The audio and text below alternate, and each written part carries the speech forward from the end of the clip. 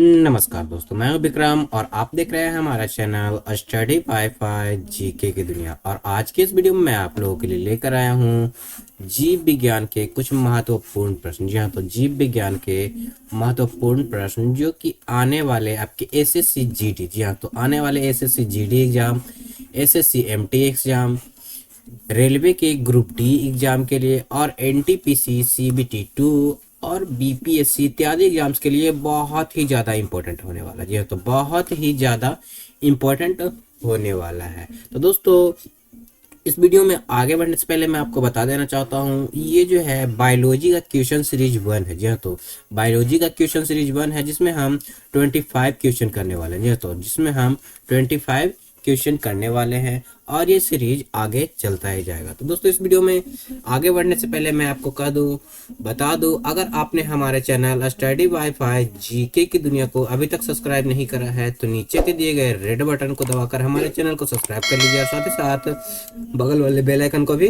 Press कर लीजिए ताकि लेटेस्ट वीडियो का नोटिफिकेशन पहले आप लोगों को मिल सके। तो चलिए दोस्तों, समय को ना गवाते हुए स्टार्ट करेंगे हम आज के इस बायोलॉजी क्वेश्चन सीरीज 1 को। जी हाँ दोस्तों, जो कि बहुत ही ज्यादा इंपॉर्टेंट होने वाला है। तो चलिए हम देखते हैं पहले क्वेश्चन की ओर। और पहला क्वेश्चन हमारा है, जी हाँ, तो हमारा पहला क्वेश्चन है, जी हाँ, तो शरीर का सबसे बड़ी ग्रंथि कौन है। जी हाँ, तो शरीर की सबसे बड़ी ग्रंथि कौन है, बहुत ही इंपॉर्टेंट क्वेश्चन है।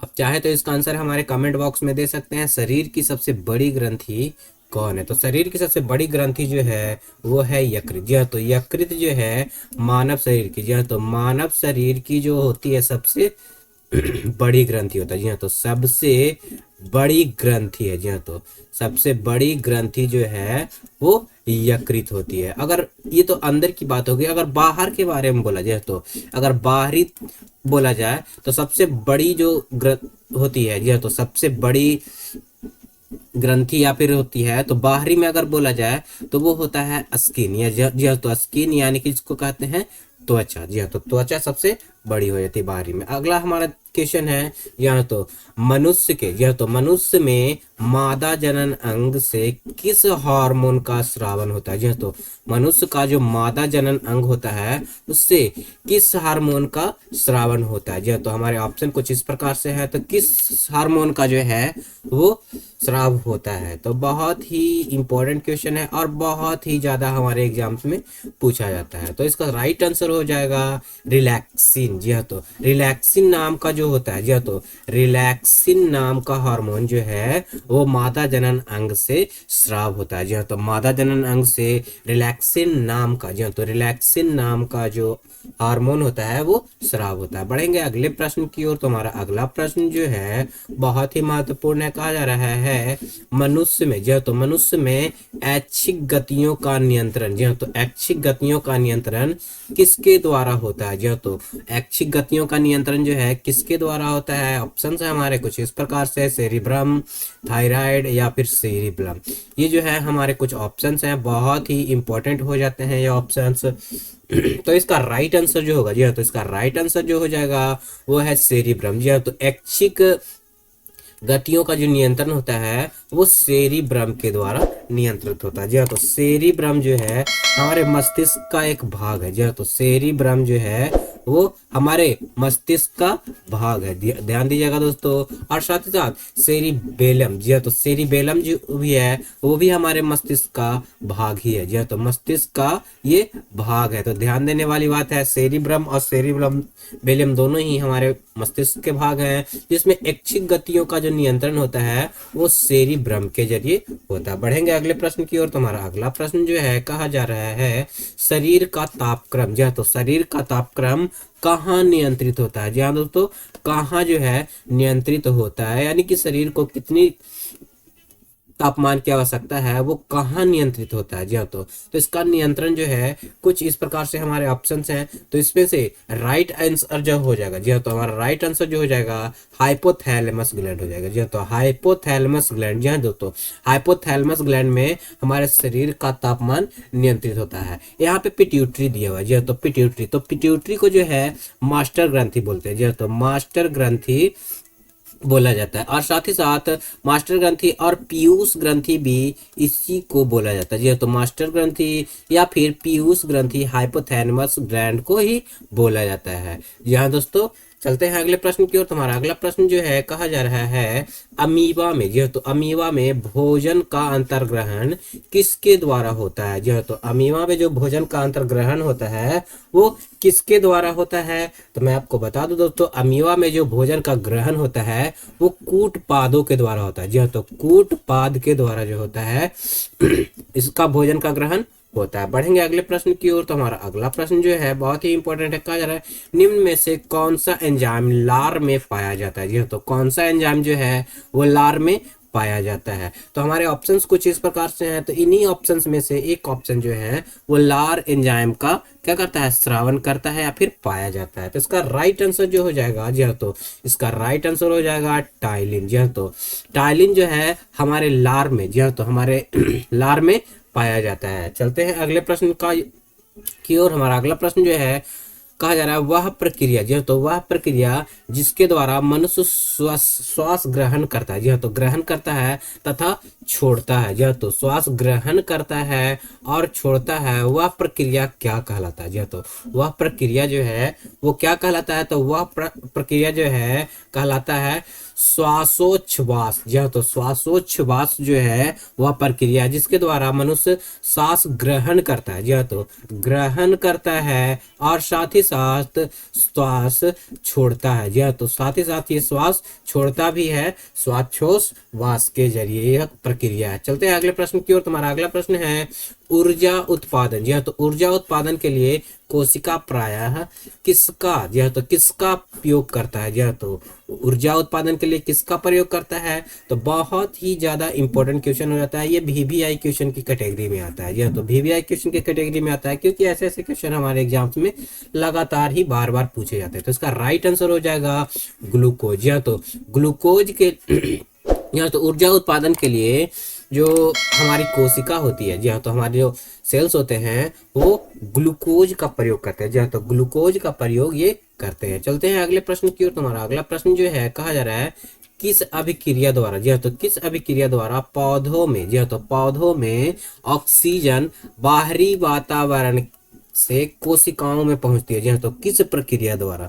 इसका राइट आंसर जो हो जाएगा, जी हाँ, तो इसका राइट आंसर जो हो जाएगा वो हो जाएगा विसरण। जी हाँ, तो विसरण के द्वारा जो है पौधों में ऑक्सीजन बाहरी वातावरण से कोशिका तक पहुंचता है। जी हाँ, तो विसरण इसका राइट आंसर हो जाएगा। जी हाँ, तो विसरण जो है इसका राइट आंसर हो जाएगा। बढ़ते हैं अगले प्रश्न की ओर। तुम्हारा अगला प्रश्न जो है कहा जा रहा है श्वसन की, जी हाँ, तो श्वसन की अभिक्रिया में खाद्य, जी हाँ, तो खाद्य पदार्थों की परिणति, जी हाँ, तो परिणति क्या होती है। जी हाँ, तो खाद्य पदार्थों की जो परिणति होती है वो क्या होती है, यानी कि वो किस माध्यम से वो परिणत होती है, बदलती है। तो इसका राइट आंसर जो हो जाएगा वो हो जाएगा विघटन के माध्यम से। जी हाँ, तो विघटन के माध्यम से जो है खाद्य पदार्थ परिणत होता है। जी हाँ, तो परिणत यानी कि बदलता है। जी हाँ, तो हमारे शरीर में यानी कि बदल जाता है खाद्य पदार्थ। चलते हैं अगले प्रश्न की ओर। तुम्हारा अगला प्रश्न जो है कहा जा रहा है खाद्य पदार्थों का, जी हाँ, तो खाद्य पदार्थों का पौधों में, जी हाँ, तो पौधों में स्थानांतरण का मुख्य रूप से कौन सा है। जी हाँ, तो स्थानांतरण का जो मुख्य रूप है वो इनमें से कौन सा है। तो बहुत ही इंपॉर्टेंट क्वेश्चन है। तो इसका राइट आंसर हो जाएगा सुक्रोज। जी हाँ, तो सुक्रोज जो है वो पौधों में स्थानांतरण का मुख्य रूप है। जी हाँ, तो मुख्य रूप जो है वो सुक्रोज है। चलते हैं अगले प्रश्न की ओर। तुम्हारा अगला प्रश्न है एक मनुष्य, जी हाँ, तो एक स्वस्थ मनुष्य का रक्तचाप कितना होता है। जी हाँ, तो एक स्वस्थ मनुष्य जो होता है उसका रक्तचाप, जी हाँ, तो रक्तचाप जो है वो कितना होता है। बहुत ही इंपॉर्टेंट क्वेश्चन हो जाता है आज के लिए।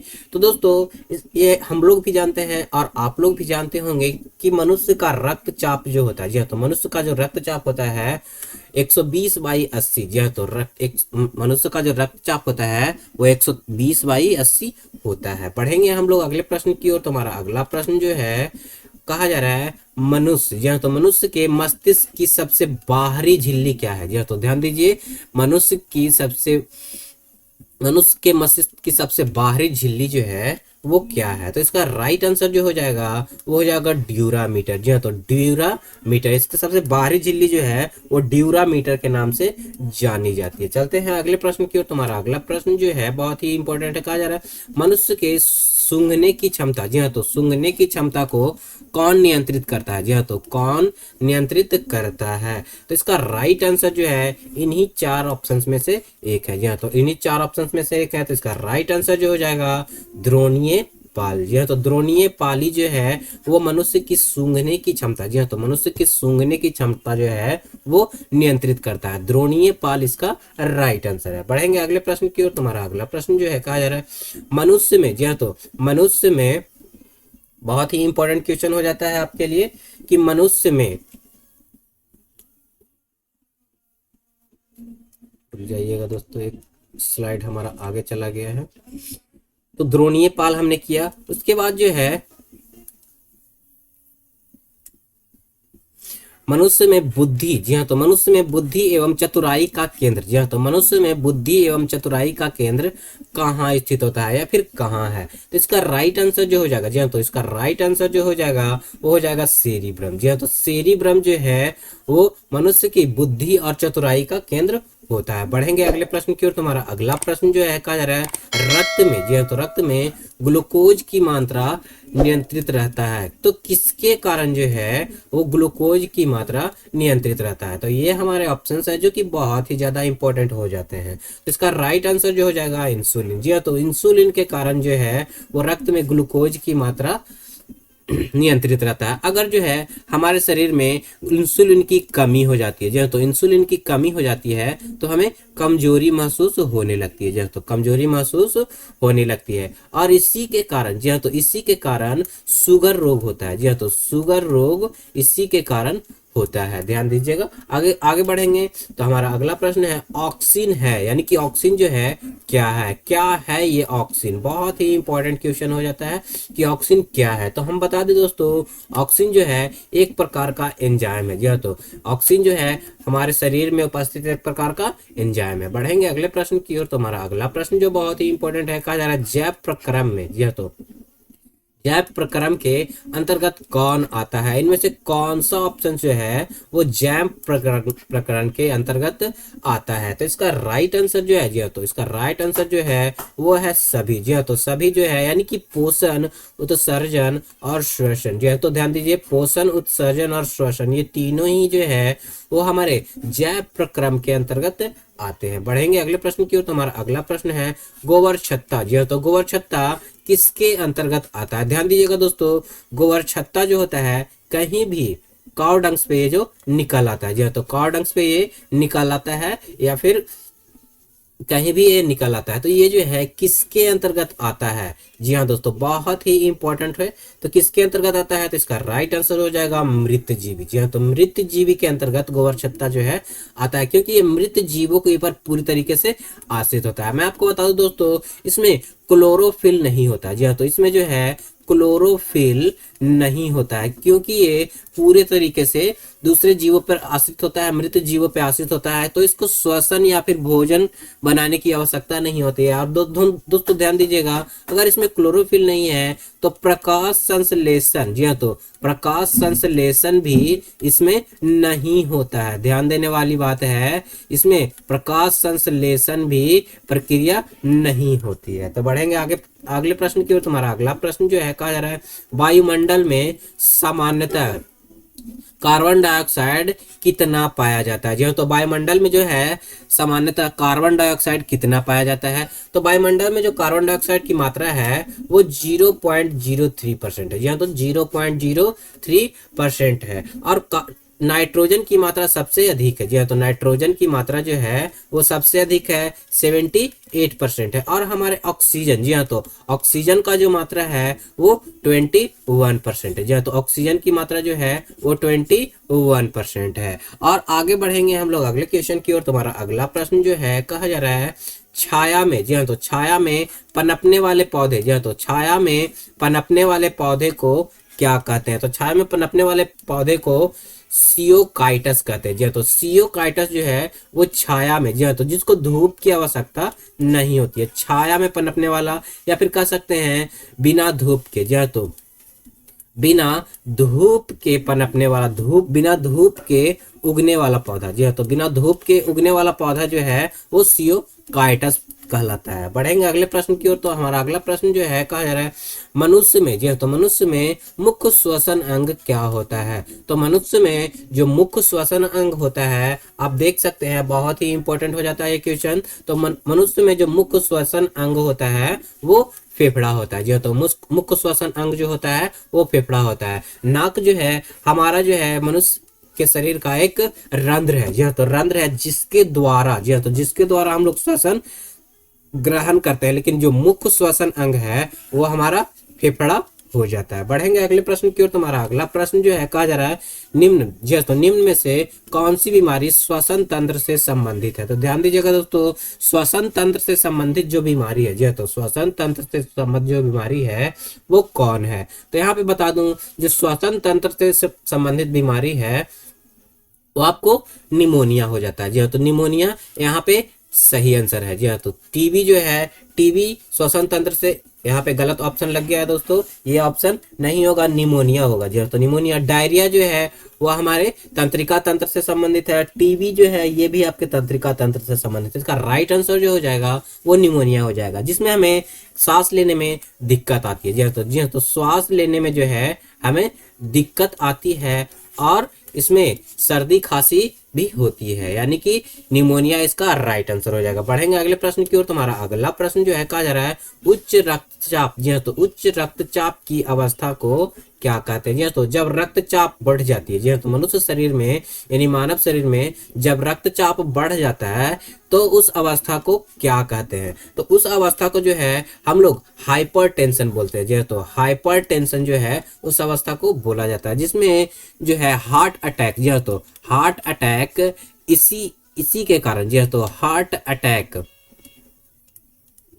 यह तो हार्ट अटैक जो है इसी अवस्था में होता है। हाइपरटेंशन की वजह से ही जो है हार्ट अटैक होने की संभावना बढ़ जाती है। तो बढ़ेंगे हम लोग अगले प्रश्न की ओर। तुम्हारा अगला प्रश्न जो है जो बहुत ही इंपॉर्टेंट है, कहा जा रहा है मछलियों में, जी हाँ, तो मछलियों में उत्सर्जी पदार्थ क्या है? जी हाँ, तो मछलियों में जो उत्सर्जी पदार्थ होता है वो क्या होता है? तो इसमें इसका राइट आंसर जो हो जाएगा अमोनिया। जी हाँ, तो मछलियों में जो उत्सर्जी पदार्थ होता है वो अमोनिया होता है। और यहाँ पे यूरिया है। जी हाँ, तो यूरिया जो है, ध्यान दीजिएगा, यूरिया जो है पौधों के लिए, जी हाँ, तो पौधों के लिए नाइट्रोजन का काम करता है। जी हाँ, तो पौधों के लिए नाइट्रोजन का, जी हाँ, तो नाइट्रोजन का कार्य करता है, यानी कि पौधों को नाइट्रोजन, ध्यान दीजिएगा, नाइट्रोजन, अगर हम पौधों में यूरिया नामक खाद देते हैं तो पौधों को नाइट्रोजन इससे मिलता है। यूरिक अम्ल हमारे मानव मूत्र में, जी हाँ, तो मानव मूत्र में यूरिक अम्ल पाया जाता है। और अमीनो अम्ल, जी हाँ, तो अमीनो अम्ल जो है वो प्रोटीन का घटक होता है। जी हाँ, तो प्रोटीन का ये घटक है अमीनो अम्ल। तो दोस्तों आज का वीडियो हमारा यहीं तक।